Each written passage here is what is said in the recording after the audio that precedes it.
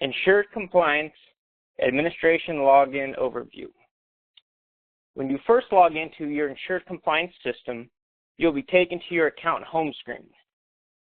Within this authenticated portion of the system, or the portion of the system where you were once logged in, you will only utilize this left navigational bar. All the tabs on the top here are for the public-facing portion of the website. If at any time you select any of those tabs, you will be booted from the internal portion of the system. So what we'll be doing is going through the system functionality here. On this account home page, you will see your recent activity. This will be a list of 5 of the most recent documents or non-discrimination tests you have either completed or been working on. We take a wizard-based approach for the document creation. So you'll see here we have an incomplete HRA. If we were to select the document type here, that would drop us into the wizard page that we were last working on. As it relates to non-discrimination tests, you will only see a status of complete. We do not save a portion of a non-discrimination test. When you are going to do your non-discrimination testing, make sure you are ready to do the full tests. To the right here, we have a pie chart, and it's just a percentage breakdown of all the different documents created and tests that have been run in the system. Moving down here, we do have a little help portion with the user manual and also an FAQ of different compliance questions.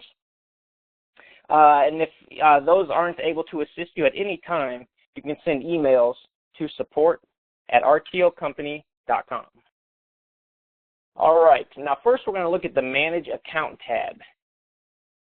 With the Manage Account tab, this is where you can manipulate and update the Contact Us portion of the website, as well as the About Us portion of the website. So this will be your contact information for your company. And then down here, you can also manipulate your About Us. Anytime you make any changes in this Manage Account portion and click the Update button, it'll automatically update the system on the spot. On top of the Contact Us and About Us changes, you can also make some different customizations and set some client and agent permissions. First, we have Display Logo on Documents, a simple yes/no. Selecting yes will display your company's logo on the cover page of the plan document, as well as the summary plan description. And you can also display your logo on the non-discrimination test results page. You also have the option to add or remove your contact information from the non-discrimination test results page as well. Here we have client and agent permissions. Majority of our groups do not allow employer groups access to the system, and so we recommend you just leave this to review but cannot create, edit, or finalize documents because they will not be accessing the system at all, and so this would be the default setting we recommend. If you are going to create them access, there are 3 different tiers of permissions that you can allow them, but again, we recommend the review but do not create, edit, or finalize documents. And then with agents, you also have these same permissions that you can grant them. If you're working with agent brokers and they're going to have access to the system, here are the permissions you can grant them.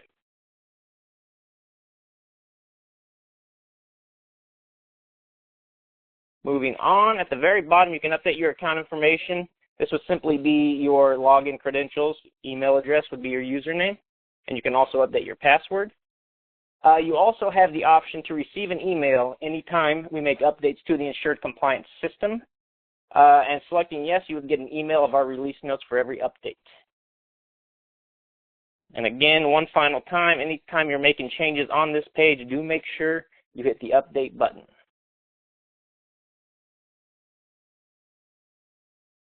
Moving on, we are going to go down to the Manage Agents tab. If you are allowing agents and brokers access to your system, this is where you will enter the agent information. Down here, add agent, first name, last name, email, company. And you see here we have a group ID option. This group ID we will look at under Manage Groups here in a second, but high level, the group ID, what you can do is you can combine multiple agents within the system and allow a group of agents to look at a group of clients. So you can have multiple agents looking at a group of 10, 15, 20, and so on clients. Or you can just have one agent tied to one employer group. That is up to you, and that's what this group ID is for. Once you hit the add agent, then that agent will receive an email with login credentials to your system.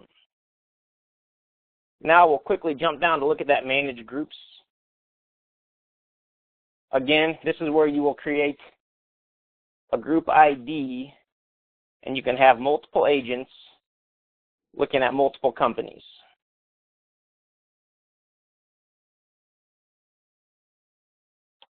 In this example here, we just have a handful of clients put together.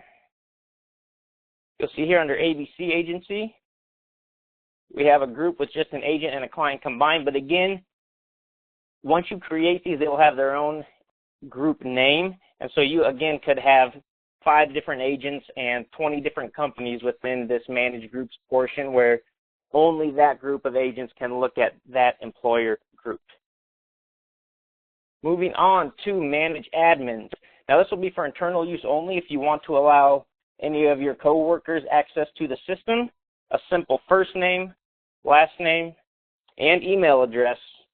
Once you click add admin account, then an email will be sent to that individual with login credentials similar to the agent sign up. And once they get that email, they can log in and have full access to the system like we see here.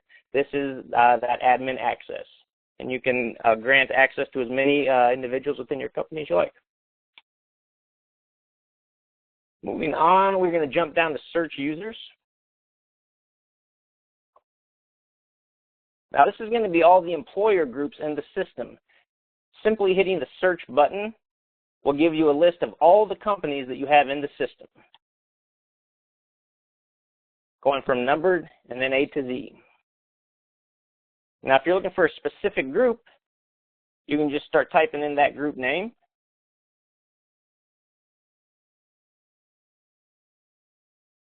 Once we find the company we're looking for, we click on it, and that'll take us to the client details page.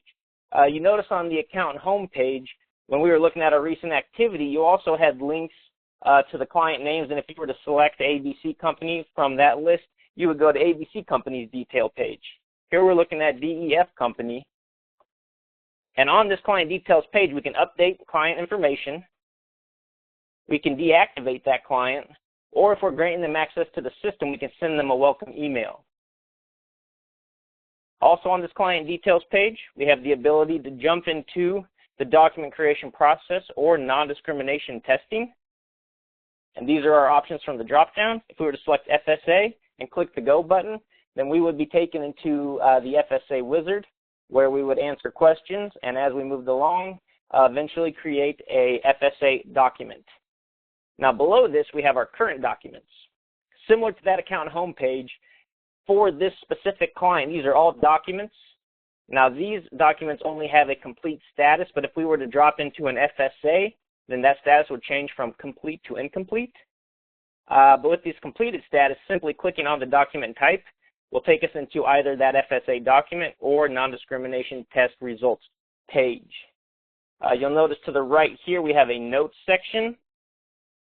You have the ability to add notes because as you go along in the system, let's say we're 5 years down the road and we've amended and restated multiple documents over 5 years for this group, we're going to keep a version history of all those documents.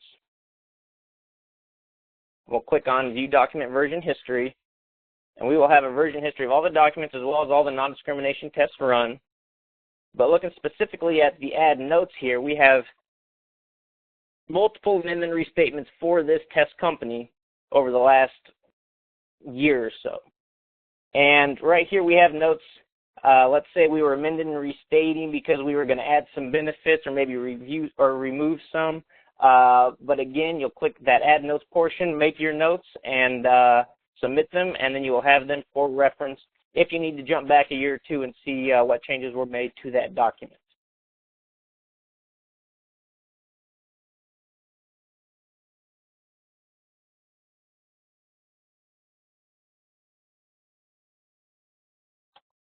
Next up, we're going to take a look at the offline questionnaires.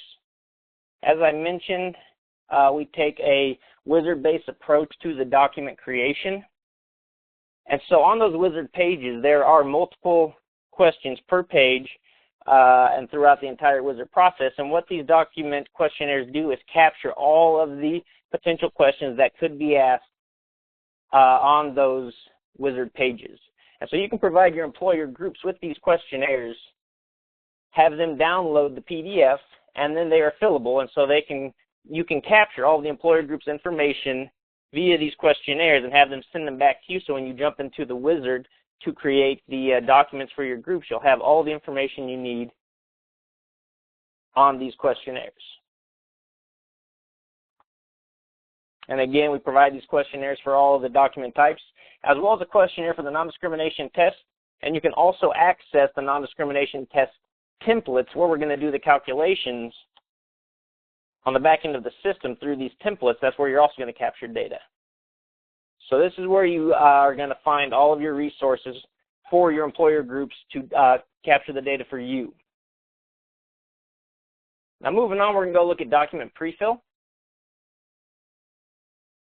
On the document prefill page, this is where we can jump into different documents for our groups, but it's also where you can add new clients on a one-by-one basis. So if we have a new company we just signed up and we need to add them to the system because we need to create some documents for them, we're going to add the organization name, the EIN, type of organization, state of organization, main office, governing law.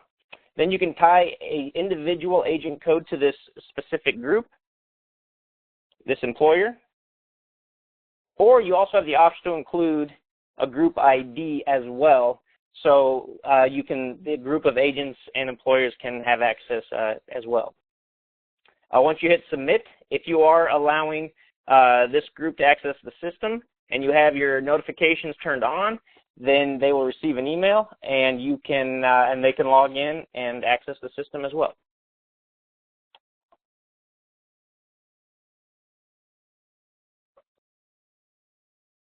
All right, real quickly what we're going to do is jump into an FSA document and look at the wizard process. Now, since this is our test site, this isn't going to be a brand new FSA. This would be an example of an amendment restatement where we already have all the data captured. If this was a first-time test, we would be taken to the first page. Instead, we're taken to the review page. We've answered all these questions already. But we're going to go back to the first wizard page and assume that all of these questions have not been answered. And so you'll be taken to this first page here, FSA account type. All these will be set to no, and what you want to do is include the different benefits the plan is going to offer. Now, as you go through this process, certain selections that you make will either add or remove new questions or line items. So for instance, if we have a limited purpose FSA, we're going to click yes. That's going to add another question. It's going to ask if this limited purpose FSA will allow for post-deductible expenses. And so if we select yes, then that in itself will create new language within the document. So all of our selections within this system are going to either be adding or removing paragraphs, rewriting sentences on the fly. It's very customizable based on selections. Moving down, again, another example, if we wanted to include the QRD, the Qualified Reservist Distribution in the plan, be it for health, limited, or both, if we do include it, we're going to have to determine how we'd like disbursements calculated. And we have to select from the three options here. Again, though, if we were not going to include it, then we wouldn't have that question. And it would not be present in the document, of course. Throughout the wizard pages, we have what we refer to as tooltips. We recommend that you hover over all of them if you have any questions on the line item that you're looking at or the question that you're looking at. These can be very helpful. They'll include definitions or in some cases IRS regulations. Moving on, we have the option to include affiliate companies. It'd be a simple yes if we want to include one. Do the employees of an entity with a different EIN than the employers participate? If yes, then we can add our new affiliate. If we say there are no affiliates, then we don't have to worry about it. Clicking next If this was a brand new document we jumped into, our first wizard page, we answered those questions, we click next, now it's saved. So if we were to close our browser and log in a couple days later, that first page of answers would be saved. So on your recent activity, you'd have ABC Company FSA document incomplete. You click on the FSA link, it's going to drop you back into this page, and now we can continue working on our document. Plan administration page, we need to choose a plan number for this plan. Now notice, only select a new plan number if this is a brand new plan. There's no need to change the plan number for amendments. So if this is amendment number 5 for ABC Company's Flex Plan, we don't need to change it to a new plan number. We're going to keep the same plan number for that plan that it was originally given. Our different administrators, agent for service of legal process, is always going to default to your company. There's the employer group we're working on, but let's say your company, RTO Benefits in this example, is doing the claims administration. You can select on your company and it'll populate the name, address, city, state, and zip. That's being pulled from that manage account page, the contact us portion. If it's some other third party that's doing, let's say, COBRA administration, you'll ignore the drop down. It's not going to be ABC. It's not going to be RTO. Let's say it's COBRA admin, and we would manually enter COBRA admin, their address, city, state, and zip, and then ignore the drop down. Click next, and then under COBRA administration, it would populate that COBRA admin. Clicking the next button, all of our information is saved. And now we're on the plan information page. On this page, we need to determine if this is going to be a new plan or an amendment restatement. If it is an amendment restatement, we need to know the original effective date. If you did your very first plan for a group in our system, we're going to auto-populate that original effective date. If you're starting in our system making an FSA doc for an existing plan, you're going to have to know what that original effective date is. And then we also are going to have to enter the amended and restated date, the date we're making our changes. If it's a new plan, we'll just select new. Here we have just a handful of yes/no questions. We can include participant election forms. Simple yes, and at the end of the SPD, we will add election forms that the employees can sign to participate. Here is a yes/no on language we want to include. We can say yes and include change of status language if employee full-time status drops below 30 hours. We can also include language to allow change of status if employee is eligible for an enrollment in a qualified health plan within a marketplace. And then a simple yes/no, would you like to use the federal maximums for claim notification deadlines? 100% of the time we see yes. If you select no, you can enter a deadline threshold less than these maxes here, but you cannot exceed them. But again, we always see yes.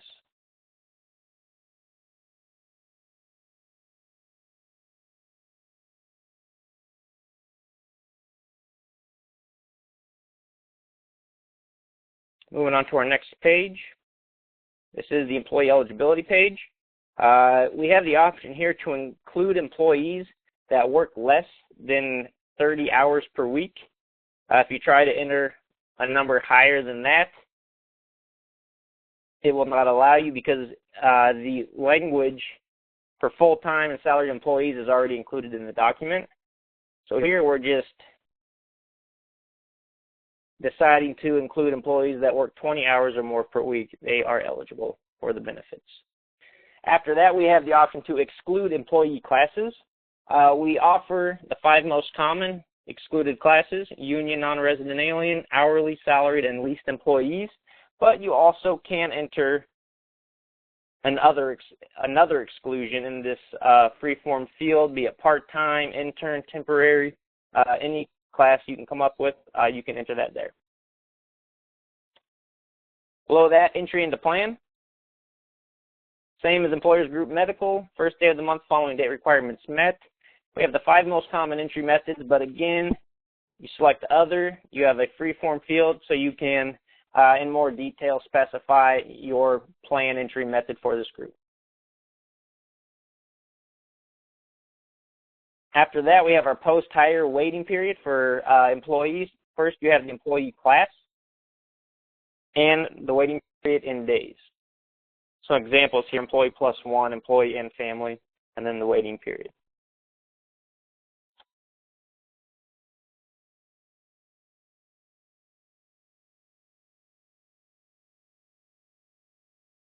Next is our premium only portion of the FSA.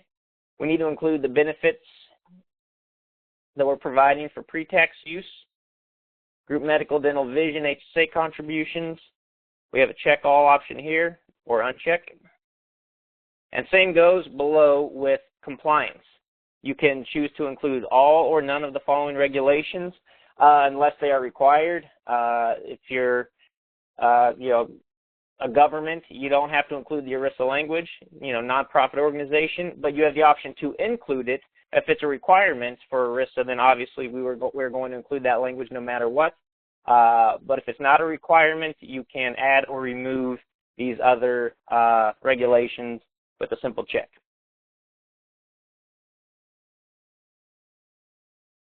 Finally, moving on to our last FSA Wizard page, contributions and compliance page. If there are employer contributions, we'll just select the type of contribution, be it match or flat. If it's a match, then a simple dollar amount. If it's flat, we need to know what employee class it's for and the dollar amount.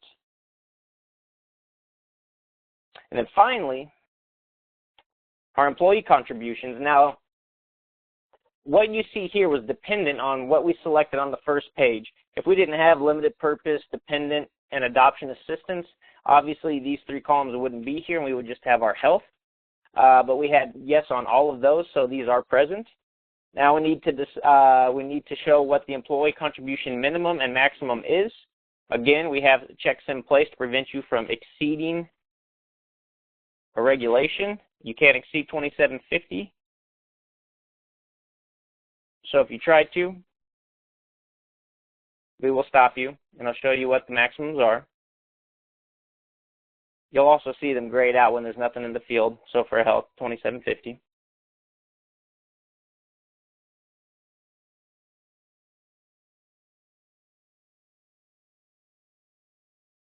And you can also set a minimum. Next, year-end excess funds for limited, the health, the dependent care. We have the option for health and limited to forfeit, extend, or roll over the funds. For the health, we'll go ahead and choose extension. If you choose extension, you need to decide if that's going to be a concurrent extension run-out or if it's going to be separate. We're going to need to know year-end run-out period in days, and then our termination period, be it end of year or end of month, and then that run-out period in days. Then with dependent care, we have the option to extend or forfeit. Once everything looks good, we're going to click the next button, and that's going to take us to the review page. We've gone through all the wizard pages now. On this review page, we can look at all of our answers to all the questions that we just went through. If you see that you need to make some changes, you can click the edit button on any of these headings here, and that edit button will drop you into that specific wizard page. Another thing you can do is print this review page, or you can print it to a PDF and provide that to your employer group to have them give it a once-over. But once everything looks good, what we're going to do is click the next button.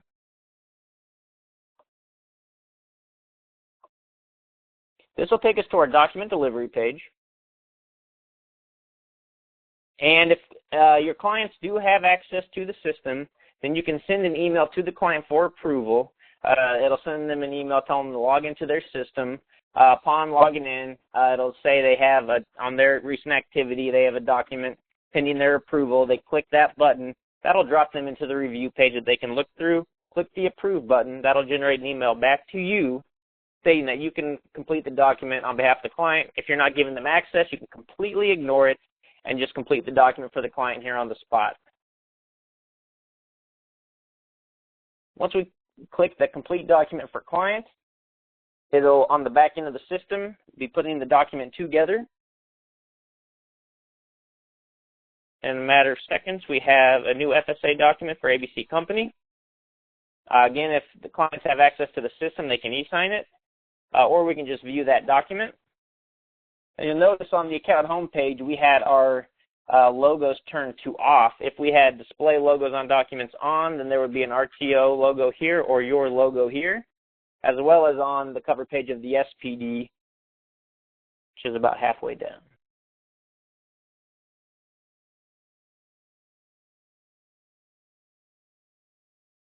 It would be here.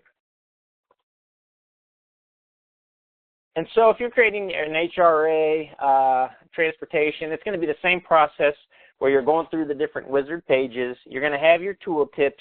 Again, you'll provide your employer groups with the offline questionnaire to capture all that information, so when you jump into that wizard, you're prepared.